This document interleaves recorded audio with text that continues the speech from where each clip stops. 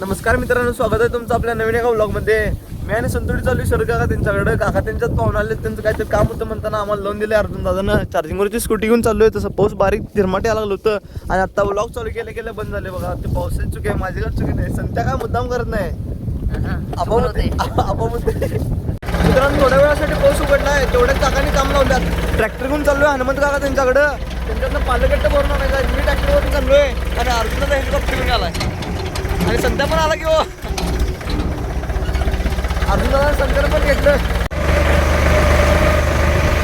बाळू गेला पळून. भरली बघा पालकट्ट. गॅंग भरली तशी मला सोडून गेली लगेच. मी चाललोय ट्रॅक्टर घेऊन हळूहळू.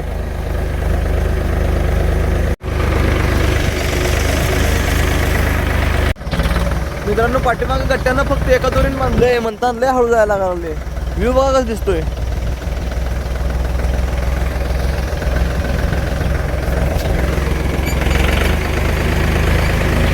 मित्रांनो, फायनली आलो का बिन पडता. तसं पाडल्याला तिथंच भरलं आणि पुन्हा आता आलोय घरापाशी. आता ट्रॅक्टर इथंच लावून सांगितलं अर्जुन दादानं, हा इथंच लावणार आहे.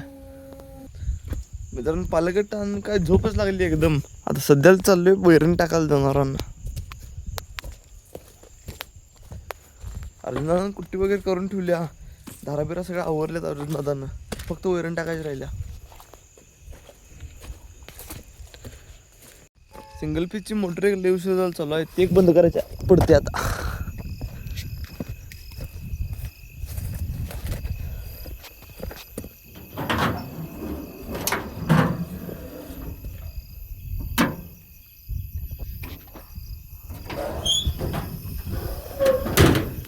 ओके मित्रांनो, मक्याचा प्लॉट येऊन कंस मोडून मक्क तोडायला पण चालू केलंय इकडच्या साईडनं. दिवस किती फास्ट पुढे चालल्यात काहीच कळलं ना. मला तर असं वाटतं की थोड्या दिवसापूर्वी ऊस तुटून गेला आहे आणि आत्ता ऊसाची कोंब बारकी आहेत. मगाशी जाताना पालकट्ट आणायला जाताना ऊस बघितला. ऊस तर आता आणि 2-3 महिन्यात आणि पुन्हा तोडायला आला. 2-3 नाही, तसं पण अजून 5-6 महिने लागतात. पण ऊसांची जी पीक लेवल आहे ते आता आल्या. म्हणजे पीक लेवल म्हणजे टॉप लेवल. ऊसांच्या कांड्या भरल्यात. आता फक्त फुगवून राहिल्या. अजून थोडं कांड्या तयार होतात थोडं अजून. बाकी झालं की आज जुलै संपतोय. उद्यापासून ऑगस्ट. हे ऑगस्ट महिना एक पूर्ण झाला की पुढे सप्टेंबरमध्ये फळ छाटण्या सुरू होतात. आणि फळ छाटण्या सुरू झाली की मग दररोज औषधं वगैरे ती कामं सुरू होतात. पण पावसाळ्यात जेवढे दिवस बसून गेल्या तेवढं उन्हाळ्यात जास्त काम लागते. यावर्षी तर जरा जास्त काम लागते असं वाटायला लागले. पावसाळ्याचे दिवस जरा बेकार येतात कारण पाऊस चालू लागतोय.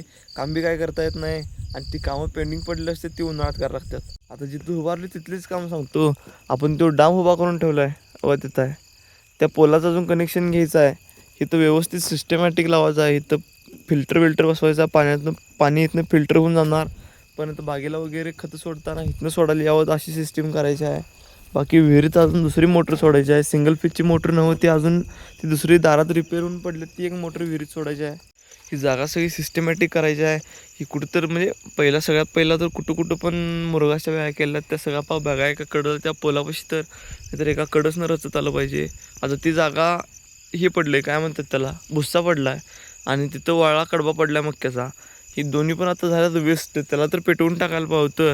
पण आता चालू आहे पावसाळ्यात तर काय पेटवून पेटत नाही. ते त्याला उन्हाळ्यात पेटवायला पाहिजे. नाहीतर ते काढून उकळण्यावर तर टाकायला पाहिजे म्हणजे कुजून जाते. आणि ह्यावेळी बागेची पण तशी बक्कळ कामं आहेत जी ह्यावेळी फळ छाटणीला करायचे आहेत. कारण दरवर्षी बागेला माल लागतोय तर तारा लूज होत्यात. जरा होत बक्कळ लूज होत्यात. आणि ह्या वर्षी तारा म्हणजे असं पाळणाच झाला आहे. अशी तार सरळ पाहिजे का नाही, तारा अशी खाली जाऊन वर आल्या. ह्या वर्षी फळ छाटणीला सगळ्या प्लॉटच्या सगळ्या तारा आवळून घ्यायच्या. सगळ्या तारा लूज झाल्या. जेवढ्या स्टेनलेस होत्या तेवढ्या टाईट राहिल्यात. बाकी स्टेनलेस सोडून ज्या लोखंडी होत्या त्या जरा लूज, त्या जरा म्हणण्यापेक्षा जरा बक्कळच लूज झाल्यात. परत 4 दोरीचा विचार केला तर डांब सगळं 4 दोरीची वागल्यात. आता स्ट्रेट असते तशी तिरकी इकडं अशी झाले डांब. ती डांब पण कुचून घ्यायला पाहिजेत. सगळ्यात महत्त्वाचं म्हणजे पावसाळ्यातच करायला लागते असा एक विषय म्हणजे जो काका त्यांच्या वरच्या 4 दोरीतनं वर जातो रस्ता तिथं आपली पाईपलाईन 4 दोरीची पाईपलाईन 4 दोरीची आणि पूर्ण तिकडं ऊसाची म्हणा वरच्या मक्याची एकच पाईपलाईन आहे खालनं जी वर गेल्या ती.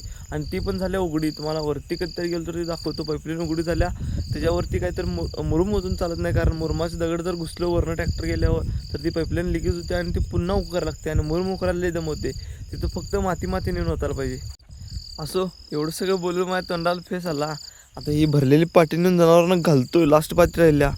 बाकी मग आता घरात गेल्यावर जेवण करणार, व्लॉग एडिटिंग करणार आणि झोपून टाकणार.